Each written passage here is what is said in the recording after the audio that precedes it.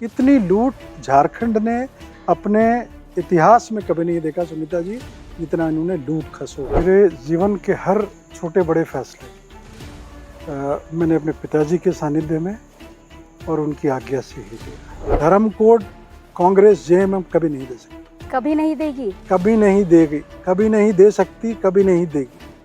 लेकिन भारतीय जनता पार्टी ने इस मुद्दा को उठाया है तो हम इसको निर्णायक मोड़ तक लेके जाएंगे, ये मेरा वादा है। जो युवा लोकसभा में बढ़ चढ़ के उन्होंने इंडी गठबंधन को वोट दिलाया, आज वो खुद पेशोपेश में है, खुद कंफ्यूज्ड है। ये आखिरी कुछ महीने उनके बचे हुए हैं सरकार, 5 साल के आखिरी कुछ महीने। अगर इनके मन में वो सम्मान रहता महिलाओं के प्रति, या सही तरीके से वो मदद अगर करना चाहते, वो शुरू से ही ये सम्मान योजना को ला सकते थे। दक्षिणी छोटानागपुर विशेषकर, ऐसे तो कोल्हान और संथाल परगना भी इस बीमारी से प्रभावित है, वो पलायन का मुद्दा, बड़ी संख्या में पलायन करते हैं।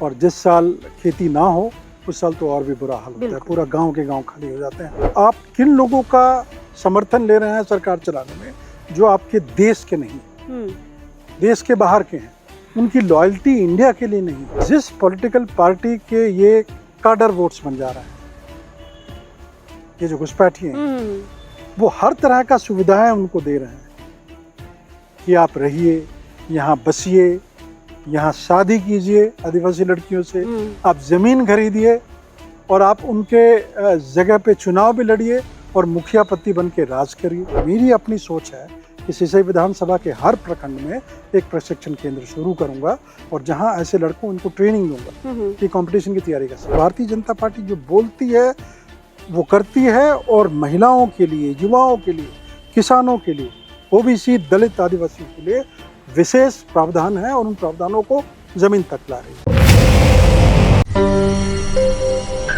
आगामी विधानसभा चुनाव को लेकर बीजेपी ने अपने 66 सीटों की जो सूची है वो अभी जनता के सामने रख दी है। हम आपको बता दें कि इस बार बीजेपी ने कहा था कि हम बड़े आदिवासी चेहरों को इस बार मौका देंगे, उन पर दांव खेलेंगे। फिलहाल सिसई सीट से, यानी कि सिसई विधानसभा सीट से डॉक्टर अरुण उरांव को टिकट दिया गया है। सर के बारे में थोड़ी जानकारी आपको बता दूं। सर पंजाब कैडर के आईपीएस ऑफिसर रहे हैं और आईजी के पद पर इन्होंने लंबी सेवा दी है, लगभग 22 सालों तक इन्होंने सेवा दी है, और एमबीबीएस भी ये किए हुए हैं। मतलब पूरा इनका जो प्रतिभा है वो निकल के सामने आता है। और साथ ही साथ वीआरएस लेकर ये इन्होंने अपनी सामाजिक और राजनीतिक सफ़र की शुरुआत की थी। भले ही इन्होंने कांग्रेस से सफ़र शुरुआत की, लेकिन उसके बाद बीजेपी में आए और बीजेपी ने आज बड़े भरोसे के साथ इनको सिसई विधानसभा का टिकट दिया है। फिलहाल अरुण सर हमारे साथ है। सर सबसे पहले जोहार और बहुत बधाई। बहुत बहुत धन्यवाद सुनीता जी। सर आपका राजनीतिक घराना की अगर हम बात करें तो राजनीतिक परिवार का वो बड़ा सीट लगता है, लेकिन कांग्रेसी सीट लगता है। आप बीजेपी की तरफ से टिकट लिए हैं सर, कैसे लुभा पाएंगे वहाँ की जनता को? सुनीता जी, मेरे जीवन के हर छोटे बड़े फैसले मैंने अपने पिताजी के सानिध्य में और उनकी आज्ञा से ही लिया। नौकरी भी छोड़ा, पॉलिटिकल पार्टी भी ज्वाइन किया, शिफ्ट किया बीजेपी में, वो सब मेरे पिताजी के अनुमति से ही और उनसे चर्चा करके ही मैंने फैसला लिया है। इसलिए मेरा फैसला मैं खुद मानता हूँ कि गलत नहीं हो सकता है, क्योंकि इसमें पिताजी का आशीर्वाद रहा है। बाबा की सहमति रही है। बिल्कुल सहमति रही है और उनका आशीर्वाद रहा है। जहाँ तक आपने कहा कि कैसा मैं समझ रहा हूँ, टिकट मिलने के बाद कैसी स्थिति रहेगी, काडर कैसे एक्सेप्ट करेगा, तो ये 2019 में मैंने भारतीय जनता पार्टी ज्वाइन किया और अब 2024 से है, तो 5 साल तो क्षेत्र में काम किया। और जो भी जिम्मेदारी पार्टी की तरफ से मिली, मौजूदा वक्त पे प्रवक्ता हूँ प्रदेश का, तो अपनी जिम्मेदारी को ईमानदारी से निभाई है। और जो शीर्ष नेतृत्व ने जो विश्वास मुझ पर किया है और सिसई विधानसभा के लिए प्रत्याशी घोषित किया है, मैं आभार जताना चाहता हूँ और उस विश्वास पर मैं खरा उतरूंगा, ये भी भरोसा है मुझे। सर कहते हैं कि सिसई विधानसभा की जो सीट है बीजेपी का कब्जा रहा है, लगभग 4 बार वहां से विधायक बीजेपी ने दिए हैं, लेकिन 7 बार से कांग्रेस ने भी अपनी सत्ता वहां पर जमाई है। सर कितना एक्सेप्टेबल होगा, खासकर वो उरांव बेल्ट है और अधिकतर उरांव जो उम्मीदवार है वही वहां से जीते हैं। आप भी उरांव है सर, उरांव जो वोटर हैं उनको कैसे आप लुभा पाएंगे? इसमें एक कैच है। सुनीता जी जो मौजूदा विधायक हैं वो लापुंग मतलब रांची जिला के रहने वाले जीगा सुशारन होरो, हाँ मुंडा समुदाय के हैं। हम्म, तो ठीक है उराव बाहुल्य हो सकता है, लेकिन उन्होंने एक मुंडा प्रतिनिधि को सिसई विधानसभा से हमारे वोटर्स ने दिया है। दूसरी बात उराव बाहुल्य इलाका है, इसमें कोई शक नहीं है। आपका इशारा मैं समझ रहा हूँ कि लोकसभा में जिस तरह से वोटिंग हुई, और ये सही है कि भारतीय जनता पार्टी सिसई विधानसभा से लोकसभा में करीब 26,000 वोट से हम पिछड़े हैं। लेकिन सर मैं आपको बता दूं कि लोकसभा के दौरान सबसे ज़्यादा लीड अगर सुखदेव भगत को मिली है तो वो सिसई विधानसभा से है। सही बात है। और 5 लोकसभा हम लूज भी किए, भारतीय जनता पार्टी ने लूज भी किया। लेकिन लोकसभा चुनाव और आज के दिन में जो परिवर्तन आया है उसको भी समझने की ज़रूरत है। जिस तरीके से हमारे चुनाव प्रभारी शिवराज सिंह चौहान जी और चुनाव सह प्रभारी हेमंत बिस्वा शर्मा जी जिस तरह से वो स्ट्रेटजी रणनीति बना के बढ़े हैं उसका असर दिख रहा है।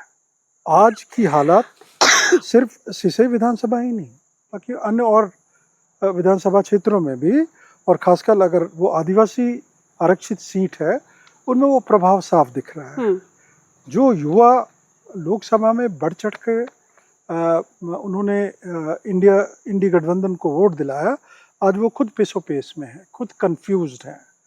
जो मुद्दे भारतीय जनता पार्टी ने आम जनता के सामने रखा हो, चाहे पंचप्रण हो या हमारी आने वाली मैनिफेस्टो है या घुसपैठ का मुद्दा है या आदिवासी लड़कियों को बरगला के शादी और उनके नाम पे ज़मीन पे कब्जा और उनके राजनीतिक व्यवस्था पे काबिज होने वाली बात, ये सब मुद्दा बिल्कुल अंदर तक गई है। और ये विश्वास हो चला है कि झारखंड मुक्ति मोर्चा की सरकार, हेमंत सोरेन जी की सरकार जो सपने जो वादे लेके आई उसका पुरजोर उन्होंने वादा खिलाफी किया है। अभी तक वो सिर्फ समझ रहे हैं कि हमारे जो वोटर्स हैं उनको, जिनको वो कोर वोटर समझते हैं, वो बहला के फुसला के ही वो चलते रहे। आदिवासी बिल्कुल। हम यहाँ सम्मान योजना की बात कर लें, ये आखिरी कुछ महीने उनके बचे हुए हैं सरकार के, 5 साल के आखिरी कुछ महीने।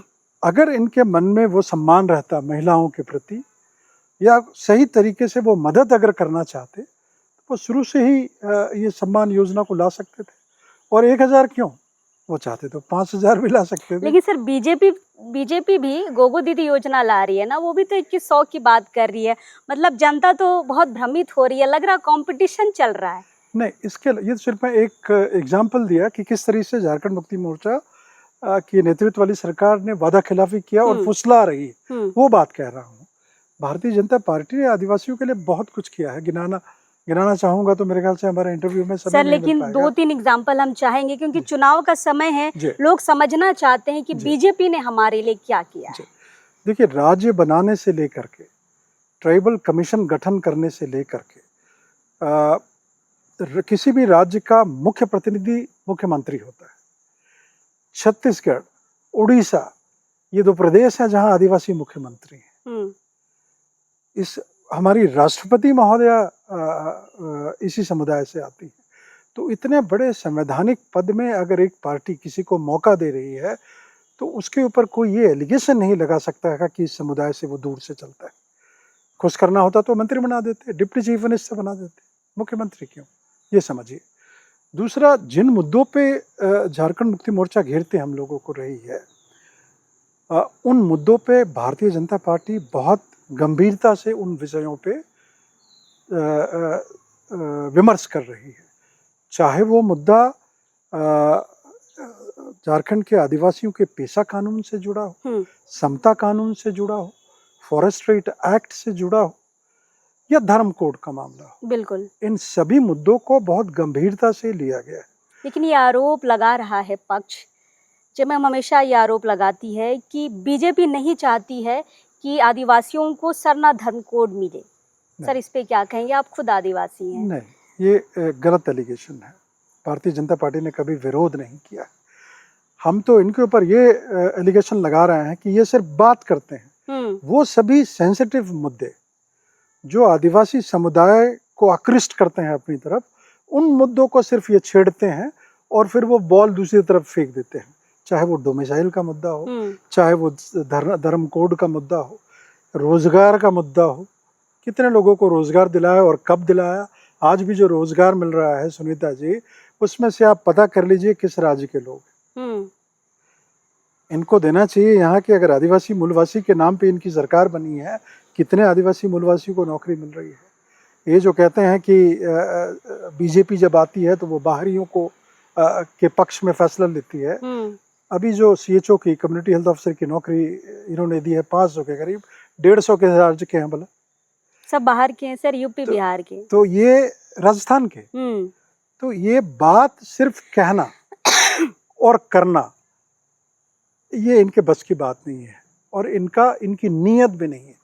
लेकिन भारतीय जनता पार्टी जो एक बार बात आम जन के सामने में मैनिफेस्टो के माध्यम से रख दी, जहां सरकारें चल रही हैं, जो वहां वादा किया, चाहे वो लाडली योजना हो, महतारी वंदन योजना हो छत्तीसगढ़ में, उसमें कहाँ पीछे हटी। झामू में के तो कई ऐसे फैसले हैं जो उन्होंने लागू ही नहीं किए और सिर्फ बोलते रहे। मतलब आपका कहना है कि जेएमएम जो है सिर्फ वादे करती है, पूरा नहीं करती है। बिल्कुल, वादे करती है, भावनाओं से खेलती है, मामले को छेड़ देती है, करती नहीं है पूरा, छेड़ के छोड़ देती है। छेड़ के छोड़ देती है। 5 साल हो गया, ये सारी रोजगार का आप देख रहे हैं, युवाओं को रोज दिन सड़कों पे निकले, पैरा टीचर्स को आपने देखा, सीजीएल का बहुत बड़ा मुद्दा है, सीजीएल का इतना बड़ा मुद्दा है, कोई एग्जामिनेशन ये ठीक से नहीं करा पा रहे हैं, जबकि संवैधानिक इंस्टीट्यूशंस हैं, जेपीएससी, जेएसएससी, उसको चलाने वाले लोग ब्यूरोक्रेट्स होते हैं। उसके बाद भी वहाँ इतनी गड़बड़ियाँ कैसे हो रही हैं, आप समझ सकती हैं। सरकार का, मुख्यमंत्री सचिवालय का, उनके मंत्रियों का, इनके जो कोर ग्रुप हैं, इनका बहुत ज़्यादा प्रभाव इन पे है। जेपीएससी की एक चेयरपर्सन थी हमारी, महाराष्ट्र कैडर की आईएएस ऑफिसर, वो जाते जाते क्या बोल के गई, नीलिमा करकेटा जी, पद छोड़ते छोड़ते क्या बोल के गई। वो भी तो बड़ी उम्मीद से आई थी, बिल्कुल काम भी उन्होंने करना चाहा, कुछ कर नहीं पाई। जब इनको लगा कि इनका हिडन एजेंडा कुछ और है, तब जाके बेचारी वो दुखी होके पद से त्याग पत्र देके निकल। लेकिन काफी हिंट देके गई है। बिल्कुल हिंट देके गई है।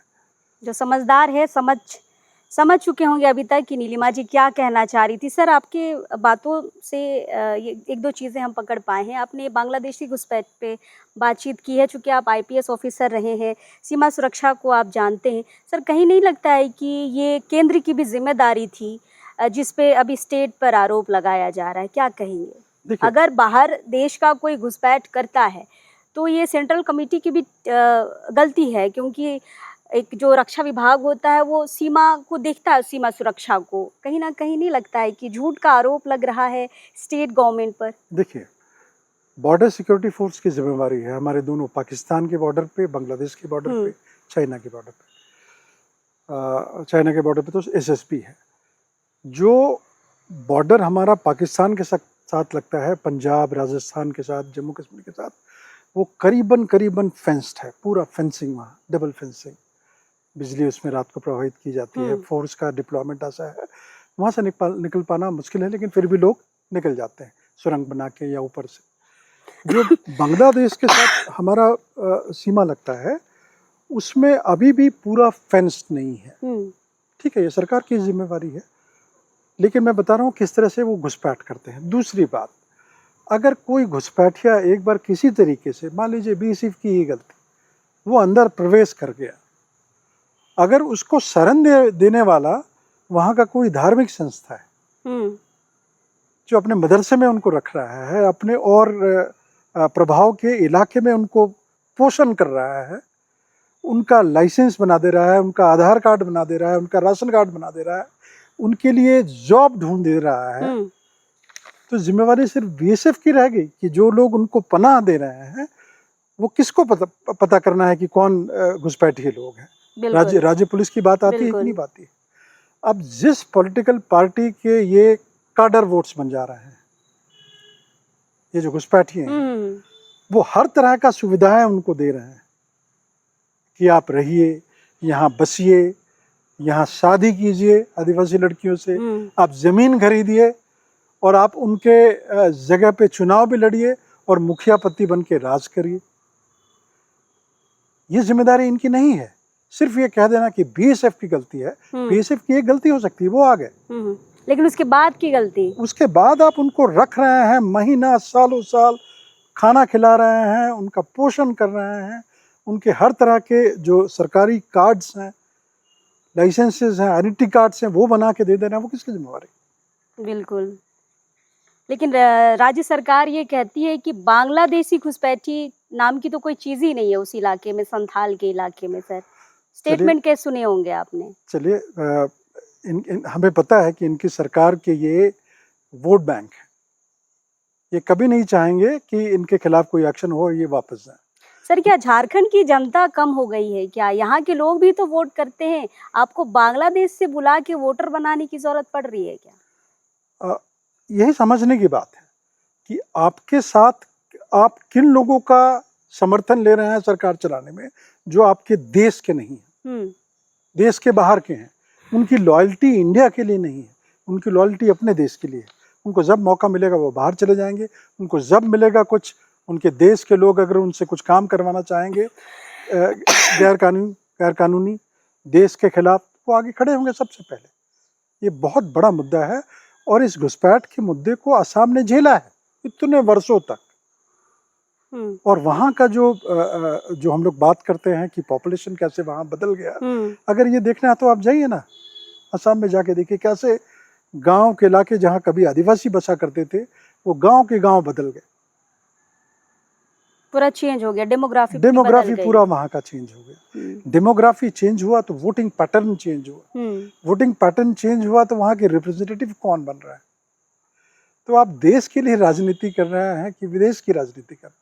मतलब जेएमएम ये आरोप जो आप बीजेपी पर लगा रही है कि ये जो बांग्लादेशी घुसपैठी का जो मुद्दा है वो चुनावी मुद्दा है, तो आप इसे चुनावी मुद्दा नहीं मानते हैं? बिल्कुल नहीं, बड़ा मुद्दा है। इसको हायर कोर्ट्स ने भी इसको नोटिस लिया। अगर हाई कोर्ट्स पे जो बैठे हैं माननीय जजेस, वो यूं ही किसी बात को नहीं मान लेते। उनके पास सारे डॉक्यूमेंट्स, गवर्नमेंट ऑफ इंडिया के, बॉर्डर सिक्योरिटी फोर्स के, जो आधार कार्ड बनाते हैं, वो सारे पार्टी थे झारखंड हाई कोर्ट के, उनके सारे डॉक्यूमेंट्स, पेपर उन्होंने देखे हैं। सरकार ने जो अपनी तरफ से रिपोर्ट एफिडेविट फाइल किया वो देखा, और उसके बाद इतना कड़ा उनकी तरफ से, कोर्ट की तरफ से, कि आप कमेटी क्यों नहीं बना रहे हैं? बिल्कुल। सेंटर के साथ, ऑफिसर्स के साथ मिलकर एक कमेटी बनाइए जो इन लोगों को, घुसपैठियों को आइडेंटिफाई करे, डिटेक्ट करे, डिटेन करे, डिपोर्ट करे। इतना क्लियर कट हाई कोर्ट से बड़े निर्णय की और क्या जरूरत पड़ सकती है सुनीता जी?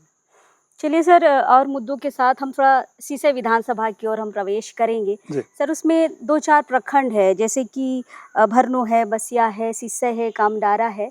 ये 4 प्रखंड ऐसे हैं सर जहाँ पलायन बहुत बड़ा मुद्दा है, भुखमरी बड़ा मुद्दा है, बेरोजगारी बहुत बड़ा मुद्दा है। इन सारे मुद्दों के लिए, चूंकि आप उम्मीदवार हैं वहाँ से बीजेपी के लिए, आप क्या सोचे हैं सर इन प्रखंडों के लिए? बिल्कुल सही आपने कहा।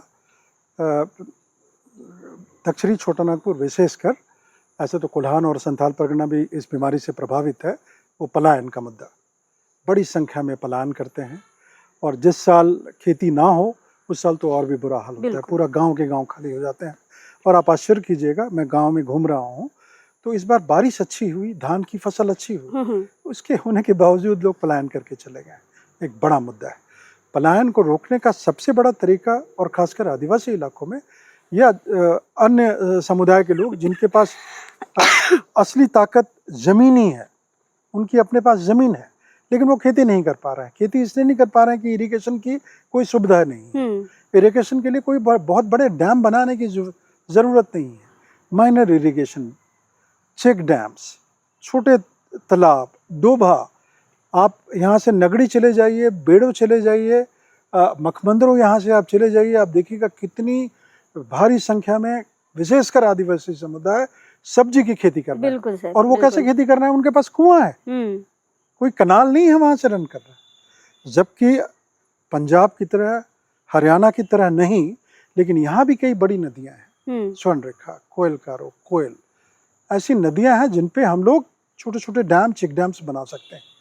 एक डोभा का आपको याद होगा, हमारे पूर्व भाजपा के शासन में डोभा का स्कीम चला कि हर एक गांव में 3-3, 4-4 डोभा हो। आप अगर बंगाल जाइएगा आप देखिएगा, छत्तीसगढ़ जाइएगा देखिएगा, हर एक गांव में 3-3, 4-4 बड़े तालाब हो रहते हैं। जब भी बारिश हुई, वाटर को रिचार्ज किया, वहाँ का कुआं का लेवल, तालाब का लेवल बना रहता है, और उसी से फिर वो खेती, इतनी बड़ी खेती छत्तीसगढ़ में और बंगाल में धान की खेती करते हैं। मैं तो कह रहा हूँ कि झारखंड में चलिए धान नहीं, आप सब्जी की खेती कर लीजिए, टाण में आप खेती कर लीजिए जहाँ कम पानी, लेकिन ये कुएं की व्यवस्था, पानी की व्यवस्था अगर हम करा दें तो खेती की वजह से पलायन रुकेगा। दूसरा बड़ा मुद्दा रोजगार का है। हमारे इतने युवा साथी हैं जो अपने बुजुर्ग माँ पिता को छोड़ के निकल जाते हैं पलायन के लिए, उनको रोजगार हम क्यों नहीं दे सक रहे हैं? हम लोग अपने पंचप्रण में हम लोगों ने घोषणा किया है कि 5 लाख हम लोग नौकरी देंगे स्वरोजगार, और 2.5 लाख से ऊपर जो वैकेंसीज हैं उसको फिल करेंगे। तो सर ये जो पंचप्रण में ये जो वादे हैं, सिर्फ वादे तो नहीं रहेंगे सर? मैं फिर कह रहा हूँ, बीजेपी चुनाव दर चुनाव सरकार बनाती जा रही है। देखे ना, छत्तीसगढ़ देख लीजिए, गुजरात देख लीजिए, उड़ीसा देख लीजिए, जहाँ एक बार सरकार बनती, हरियाणा में देख लीजिए, हमने तीसरी बार सरकार बनाई। तो ये आम जनता कैसे वोट देती है? आप काम कर रहे हैं, जो आप वादा कर रहे हैं, जो आप कमिटमेंट कर रहे हैं, वो पूरा कर रहे हैं, इसलिए ना। अगर आपने ठगी की होती, वादा खिलाफी की होती, तो दोबारा उस सरकार को लाते क्या? भारतीय जनता पार्टी अपना वादा को निभाती है। मैं दोबारा शीशे की तरफ आना चाहता हूँ। हमने पलायन की बात की, रोजगार की बात करते हैं। हमारे इलाके में, पहाड़ी इलाके में, जंगली इलाका में रहने वाले लड़के फिजिकली बहुत फिट होते हैं, अच्छे खिलाड़ी होते हैं, और आमतौर arm forces, CRPF, BSF, state police, Agniveer जैसे जगहों के लिए एकदम बिल्कुल फिजिकली फिट और मेंटली फिट है। इनको तैयारी कराने की जरूरत है। मेरी अपनी सोच है कि सिसई विधानसभा के हर प्रखंड में एक प्रशिक्षण केंद्र शुरू करूंगा, और जहां ऐसे लड़कों, इनको ट्रेनिंग दूंगा कि कंपटीशन की तैयारी कैसे करनी है। आप कंपटीशन में अपने साथ वाले लोगों से कैसे आगे निकल सकते हैं, उनको जो रिटन एग्जाम थोड़ा बहुत माइनर होता है वो भी तैयारी कराएंगे, फिजिकल कराएंगे। लड़के क्यों नहीं जाएंगे? बिल्कुल। तो रोजगार यहाँ से मिलेगा। और बाकी पार्टी की तरफ से स्वरोजगार की जो योजनाएं हैं वो जमीन पे कैसे पक्की हो जाए, इस पे हम लोग का पार्टी, संगठन के लोग, सरकार के नुमाइंदे के अलावा हम लोग इनका साथ देंगे। सर, आपको ये लगता है कि बीजेपी आदिवासी हितैषी है? क्योंकि बार बार ये आरोप लगता है बीजेपी पर कि वो आदिवासी हितैषी ही नहीं है, हमेशा आदिवासी को खत्म करने की ओर अग्रसर है। जस्ट एग्जांपल सरना धर्म कोड का हम लोगों ने बात किया। इसके बाद बहुत सारे ऐसे मुद्दे हैं जहां पे बार बार ये आरोप लगाता है कि कोई भी पार्टी हो ना हो, बीजेपी कभी आदिवासी हितैषी नहीं हो सकती है। सर, एज अ आदिवासी प्रत्याशी क्या कहना चाहेंगे आप? पार्टी लेवल से थोड़ा अलग हम बात करेंगे। सुनीता जी, ये बिल्कुल गलत बात है। ये वो लोग बोलते हैं जो लोग आदिवासियों को अपना ऐसा वोट बैंक बना के रखते हैं और उनके अंदर वो डर कायम करके रखना चाहते हैं कि आप अगर हमारा साथ छोड़ोगे तो आप खत्म हो जाएगी, आपकी अस्मिता खत्म हो जाएगी, आपकी जनसंख्या खत्म हो जाएगी। ये डर पैदा करके रखना चाहती है। ये निर्मूल डर है। मैंने अभी आपको बताया कितने राज्य के आदिवासी मुख्यमंत्री, कांग्रेस की सरकार इतनी साल रही, कितने राज्य में उन्होंने मुख्यमंत्री छोड़िए, डिप्टी चीफ मिनिस्टर का मुझे नाम गिना दीजिए। मंत्री तो एक आध बनता था पिताजी के वक्त, मुझे याद है। फॉरेस्ट, एक जंगल का महकमा और एक एक्साइज का महकमा, ये आदिवासियों के लिए सुरक्षित रहता था। कभी दूसरी मंत्रालय तो उनको दिया नहीं है।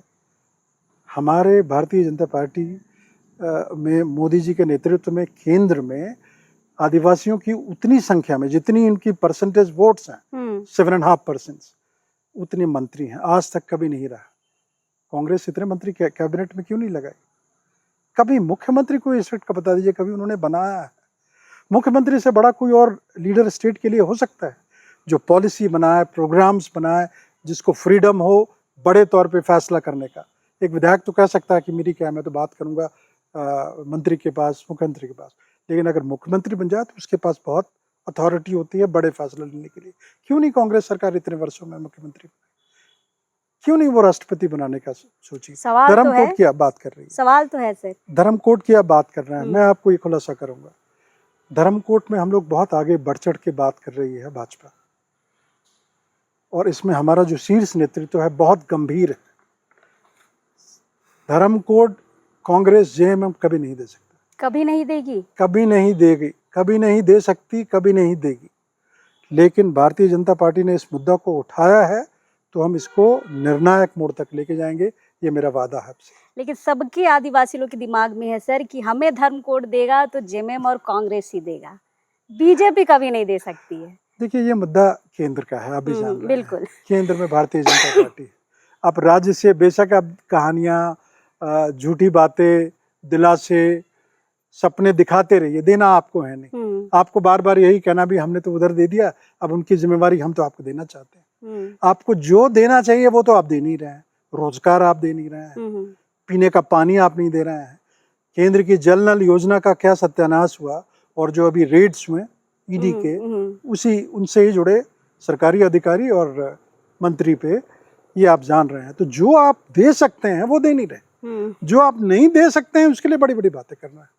तो किसको ठग रहे हैं आप? ये डर की राजनीति हो रही है क्या? डराने की राजनीति, डर इनको कोई नहीं है। इनको 5 साल में जितना समेटना तो था, ये समाज को, आदिवासी समाज को डरा डरा के वोट ले रही है क्या कि बीजेपी आपको सरना कोड नहीं देगी, बीजेपी आपके लिए आदिवासी हितैषी कभी नहीं हो सकती है, और ये बोल के आपको लग रहा है कि जेएमएम और कांग्रेस जो है वोट अपनी तरफ कर रही है? बिल्कुल, डर की राजनीति और निर्मूल डर। मैं आपके माध्यम से विश्वास दिलाना चाहूंगा, भारतीय जनता पार्टी आदिवासियों के लिए विशेष तौर पे कंसर्न है, उनके इश्यूज के लिए कंसर्न है। जो कोर इश्यूज हैं, ट्राइबल इश्यूज, उस पर बहुत गंभीरता से चर्चा किया जा रहा है। मैं आज की बात कर रहा हूँ।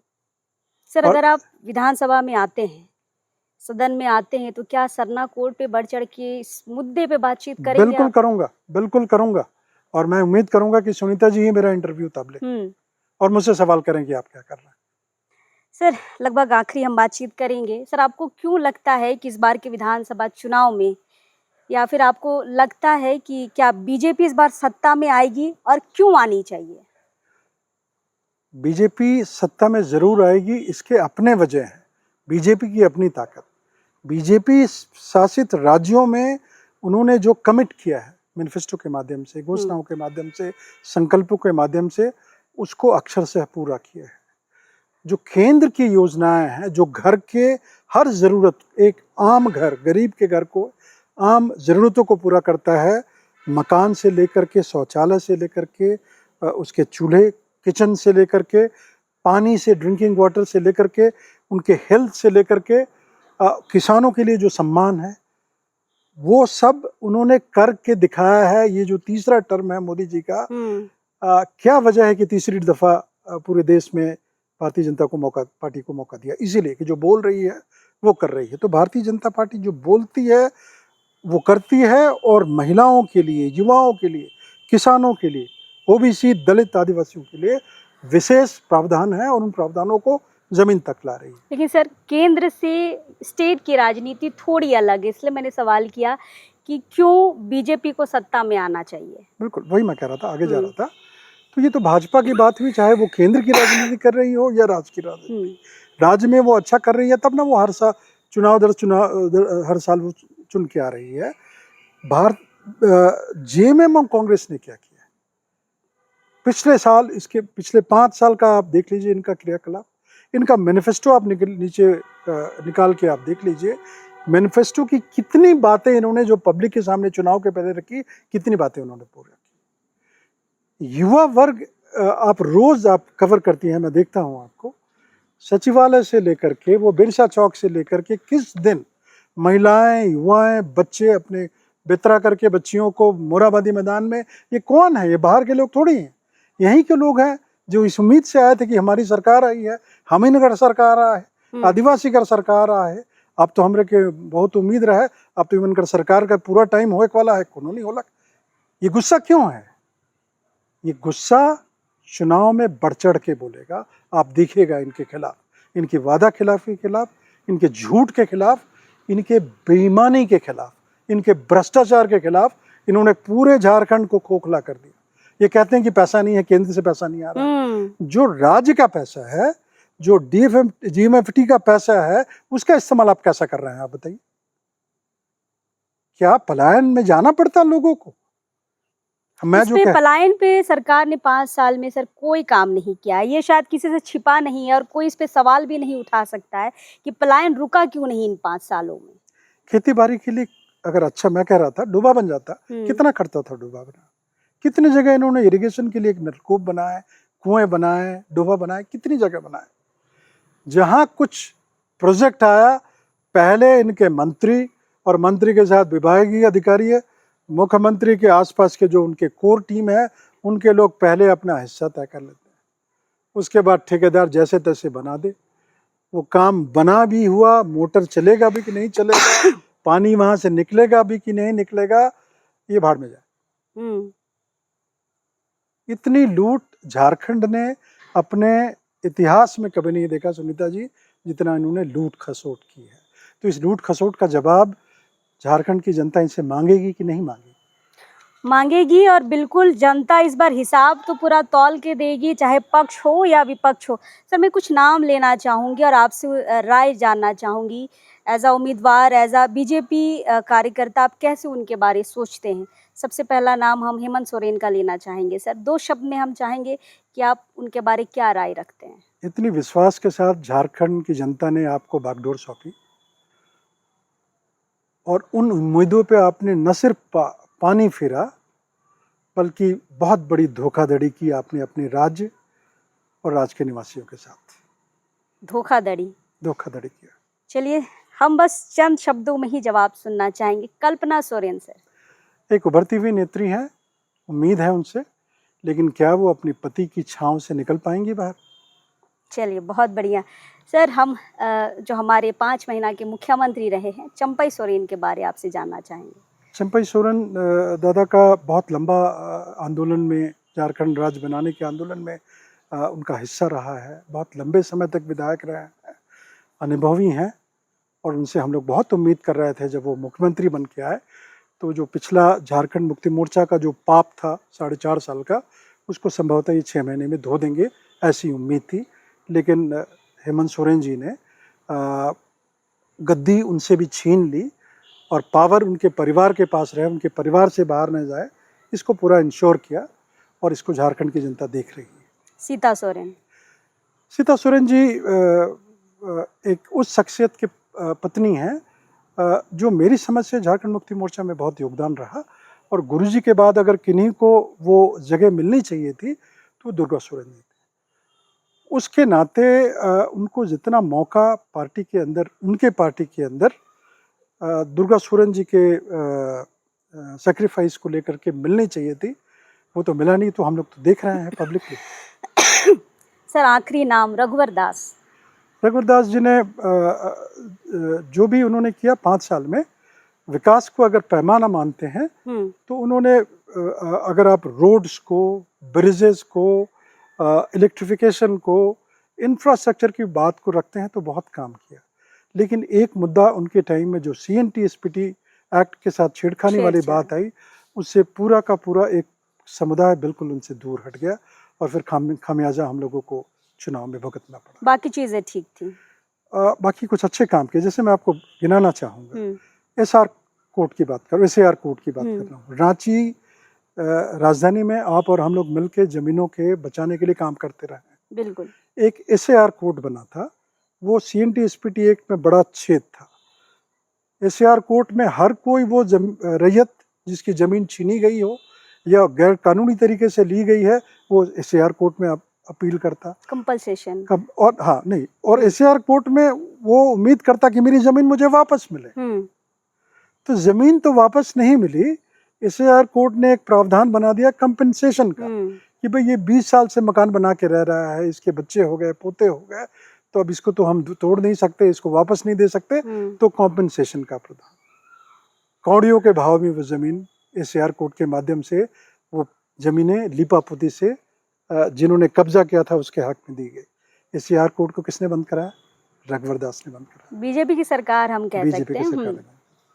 तो इसलिए ऐसा नहीं है कि उनके सारे फैसले गलत थे, लेकिन एक बड़ा फैसला जो CNT-SPD एक्ट के मामले में जो JMM ने और कांग्रेस ने दुष्प्रचार किया, और ठीक है, उन्होंने वो चाह रहे थे कि लैंड बैंक बने जहां इंफ्रास्ट्रक्चर के दृष्टिकोण से ज़मीन हमको मिल जाए, तो वहाँ पे ग्रिड अगर बनाना है, पावर स्टेशन बनाना है, तो वो जल्दी मिल जाए। उसको सोच के उन्होंने शायद सोचा होगा, लेकिन पब्लिक में वो मैसेज गया, वो संदेश गया, उसको उन्होंने अदरवाइज ले लिया। लेकिन लैंड बैंक की हम आपको बता दें, अगर रघुवर दास ने लैंड बैंक बनाया भी था और इसी मुद्दे पर हेमंत सोरेन सत्ता में आए थे कि जब हम सत्ता में आएंगे तो लैंड बैंक का जो प्रावधान है उसे हम निरस्त करेंगे। लेकिन हम आपको बता दें, इन 5 सालों में लैंड बैंक जैसा था वैसा ही है, अब भी ज़मीनें वैसा ही है। मतलब जो वादे थे JMM के, उन्होंने पूरा नहीं किया है लैंड बैंक को लेके। फिलहाल जनता सब कुछ समझ रही है, सब सोच समझ के वोट करेगी। सर, सिसई विधानसभा में अभी अपना प्रचार करेंगे, वहाँ की जनता को अब देखना है कि कौन नेता आपके लिए काम करेगा। आपको ना पार्टी देखना है, ना आपको उसके पीछे का इतिहास देखना, आपको उम्मीदवार देखना है कि कौन इंसान आपके लिए सुख दुख में खड़ा होगा, कौन आपके लिए बेरोजगारी दूर करेगा, कौन आपको सिंचाई की सुविधा कराएगा, कौन आपको शिक्षा के लिए जागरूक करेगा। ये सारे मुद्दे हैं जो आपको गौर करने, खासकर मैं सिसई विधानसभा की जनता से कहना चाहूँगी। फिलहाल जाति, धर्म, जात पात से उठकर इस बार वोटिंग करना है, मुद्दों को पकड़े रहिए और अपने सही उम्मीदवार को वोट करिए। फिलहाल बीजेपी से टिकट मिला है अरुण सर को। अरुण सर के विचारों को आपने जाना कि कैसे ये आदिवासियों के लिए सोचते हैं, और शिक्षा जगत में सर ने बहुत अच्छे काम किए हैं, खासकर रात्रि पाठशाला को लेकर। जो दर्शक जो अभी नहीं जान पा रहे, मैं उनको बता दूं कि सर की एक मुहिम चली है रात्रि पाठशाला बाबा कार्तिक उरांव के नाम से। ये मांडर में चलती है, लोहरदगा में चलती है, गुमला में चलती है, सिसई में चलती है। मतलब उधर के जितने इलाके हैं सारी जगह ऐसे गरीब आदिवासी बच्चों को रात्रि के समय पढ़ाया जाता है, जो स्कूलों से बहुत दूर हैं, जो ट्यूशन नहीं पढ़ पाते हैं, उनको जो सीनियर क्लास के बच्चे होते हैं उन छोटे बच्चों को पढ़ाते हैं। मतलब 8-7 क्लास के जो बच्चे होते हैं वो 1-2 क्लास के बच्चों को खुद पढ़ाते हैं, और बहुत अच्छा, कम से कम 100 क्लासेस ऐसे सर चल रही हैं अभी। 131 हो गई सर, 131 गाँवों में ये सारे संस्थानें चल रही हैं, बाबा कार्तिक उरांव रात्रि पाठशाला। फिलहाल शिक्षा को भी अपने दिमाग में रख के वोट ज़रूर करिएगा। फिलहाल देखते हैं सिसई विधानसभा की जनता किसे अपना नेता मानती है, किसे विधायक चुनाएगी। लेकिन सर, बहुत शुभकामनाएं आपको। बहुत बहुत धन्यवाद सुनीता जी, बहुत बहुत शुक्रिया, धन्यवाद। दोबारा मुलाकात होगी।